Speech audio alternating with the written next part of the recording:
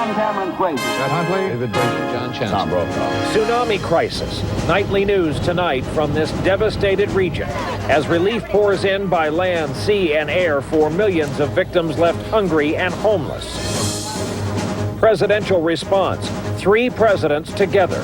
I ask every American to contribute. A remarkable effort to launch a massive new relief initiative.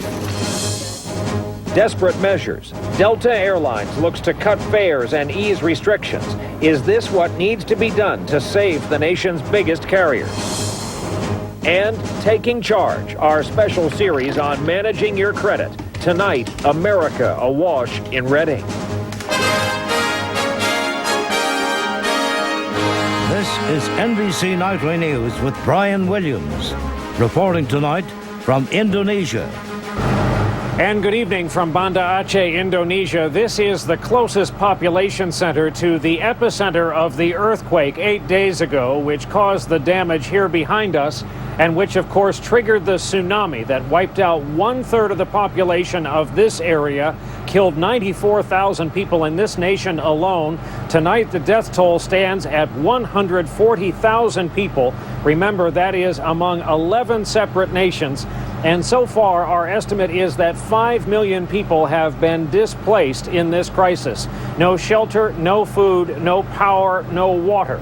It is a crisis of the following proportions. It has now brought together 3 U.S. presidents united to try to get America and the world into the relief effort, fundraising, delivering the goods that these people so badly need. We're going to begin tonight to the west of here in Sri Lanka with my colleague Ned Colt on this day 8 in this ongoing crisis. A precision operation news, Habaradua, Sri Lanka. And now to this area specifically, Banda Aceh, Indonesia. In getting here, you see how this entire part of the world is consumed with this disaster. You get to see the relief effort, and in arriving here, you get to see the hollow eyes of both children and adults who have seen way too much suffering over the last 8 days. The areas destroyed by the tsunami look like the dark side of the moon. Tonight, the air is full of the smell of death. This is an area that has endured so much. It is very difficult to get here. A tough journey for those coming here to help. At the request of the government, provided and have brought out of China 20,000 body bags with a request from 30... Information kiosk here at the airport. All of these are individual notices. They're written by people who have left the country on airplanes for people who might come here looking for them. Is everyone in his family still alive? Was anyone killed by the tsunami? Only one sister dead in the tsunami. He lost his sister in the tsunami. Only one family. And they are living at the airport because there is no place to go? Everything lost. Everything lost. Everything is lost. Yeah. But he was able to rescue his mother after losing his sister. Yeah. This man lost. This area has been called one of the ends of the aid pipeline. It is difficult to get supplies in here. The same situation exists tonight in portions of Sri Lanka, where my colleague John Siegenthaler has more. There are so many. Death and destruction and the lack of basic necessities. Here in Gaul, more than a week after the disaster hit, there are signs the rebuilding is already underway. There are now more than 50,000 homeless here in Gaul, but on many streets you find people digging through rubble, some with only their hands, cleaning their small plots of land or their businesses, stacking up piles of debris, starting their lives again. John Siegenthaler. And now back to the States, to Washington, an extraordinary coming together that we talked about at the top of the broadcast. 3 presidents, the current president, George W. Bush, and his 2 predecessors, all together to spearhead a fundraising drive among Americans to bring money, time, effort, and attention to where it's needed in this part of the world. Our report tonight from NBC News White House correspondent David Gregory, who sat down with 2 of the presidents today. The former president stood beside Mr. Bush today just as the administration was under fire for responding too slowly to the disaster.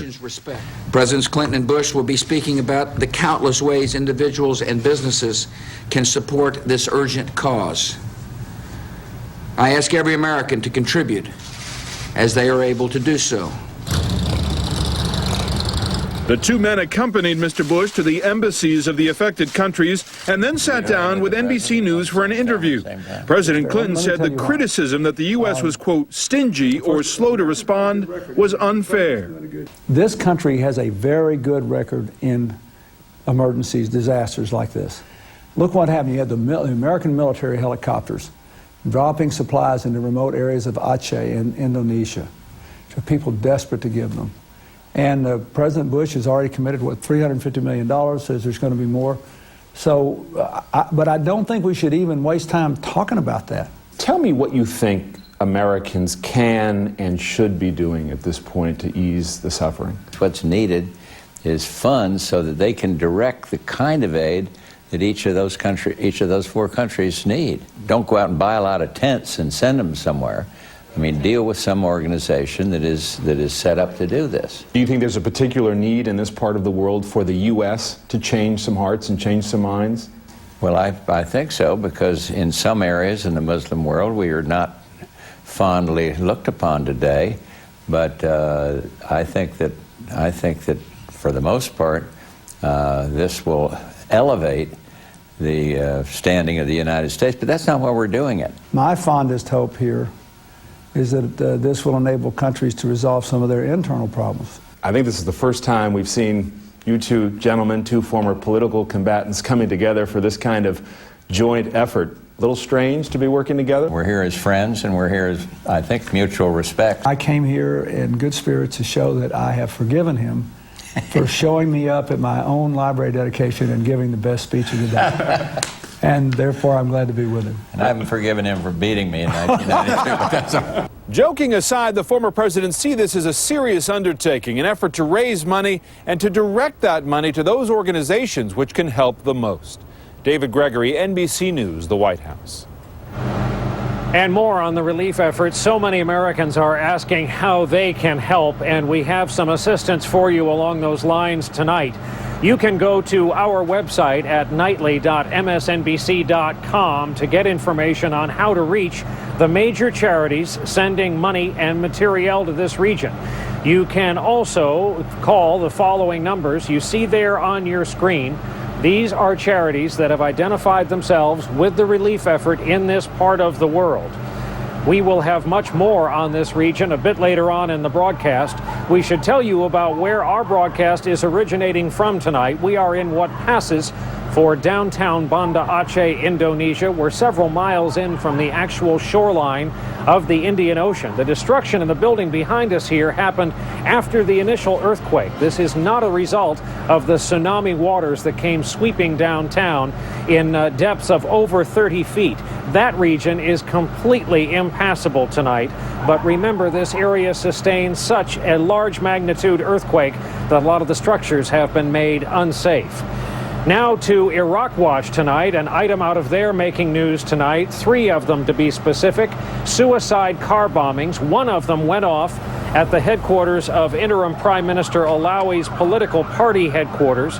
At least 16 people are believed to have died today in the 3 bombings, and in all 3 cases, lives were lost on the part of Iraqi National Guard and police force members. We'll be back here in Banda Aceh, Indonesia, a bit later on with more from this region. But after a break, we'll go to my colleague Lester Holt in New York with a look at some of the rest of the day's news when NBC Nightly News continues for this Monday night. One of the nation's biggest airlines makes some big, some would say monumental changes. Will it be enough to survive, and will it catch on in a troubled industry? And tonight we debut our special series called Taking Charge, Americans in Debt. It's a huge problem throughout the American economy. 2 unbelievable miracles. So you're holding on to your children. Ann Curry reports live from Sri Lanka. What has it been like for you? Tomorrow on Today. NBC News in depth tonight. Fair play. After struggling to gain altitude against their low-cost competitors, the nation's financially strapped major airlines are eyeing a fundamental departure in the way they sell seats. The days of sitting next to someone who paid half of what you paid to be on the same flight could soon be a thing of the past at Delta Airlines. That carrier mulling over a plan to drop most ticketing restrictions. NBC's Tom Costello now in depth on a fare war for survival. It could be just the thing to lure back travelers to something that's lost $6 billion over the last 3 years. Delta pilots recently gave up 32% of their pay to help the airline avoid bankruptcy. And up next tonight, our special series, Taking Charge, America's massive consumer debt, nearly $10 trillion. How did it come to this? How long can we borrow against the future? The first black woman to serve in Congress and the first woman to seek a major party's presidential nomination has died. Her name was Shirley Chisholm, and during 7 terms in the House of Representatives from Brooklyn, New York, she was an outspoken advocate for women, minorities, the underprivileged, and the underdog. An activist who, by her own account, was unbought and unbossed. Shirley Chisholm died Saturday in Florida. She was 80 years old. News on the economy today. Construction spending took an unexpected hit in November, falling 0.4% for the month, the first time that's happened in 10 months. And oil prices fell sharply today, triggered by mild weather in the Northeast, down $1.32 a barrel on the day to $42.13 a barrel. And on Wall Street, stocks started the year on a down note. The Dow lost almost 54 points. The Nasdaq was down more than 23 points on the day. Season's greetings are arriving from the nation's credit card companies. Americans facing the bills for their Christmas buying, and for many it will take a very long time to pay them off.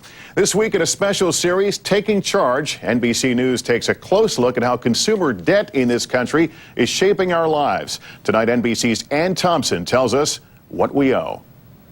You like it? I like it. If consumers' fears about consumer debt are overblown. News, New York. And up next tonight, back to Brian Williams with some final thoughts from the tsunami zone. In an exceptional season.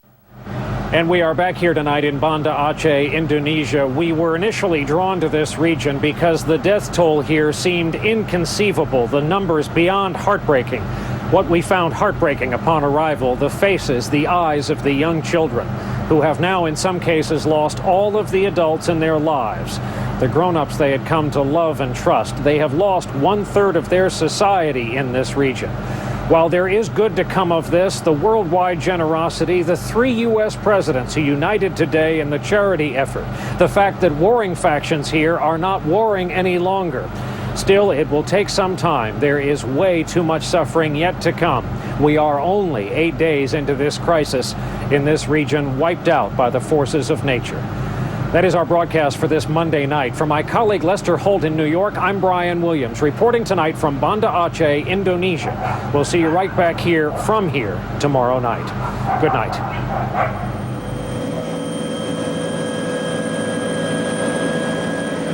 Tomorrow, will chaos block the flow of aid to desperate tsunami survivors?